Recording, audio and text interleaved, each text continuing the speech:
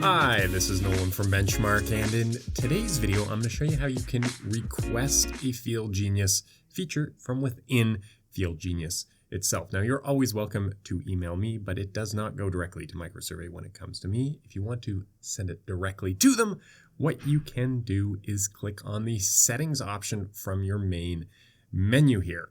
And then within my settings menu, there is a very handy tab called Report Feedback. And to request a feature, we are going to click on Request Feature, where you can then fill in your information, click on Done, and they will reach out to you to find out what you think needs to be added and what you think needs to be changed. But for now, that is everything in today's video. That is how you request a feature inside of FieldGenius using FieldGenius itself. And if you have a moment, I would ask you to hit that subscribe button down below. It really does help us out, helps me keep making these videos. And if you have any questions about anything you've seen in today's video or any questions about anything you've seen on our YouTube channel, give us a call at 1-888-286-3204 or visit us on the web at bench-mark.ca.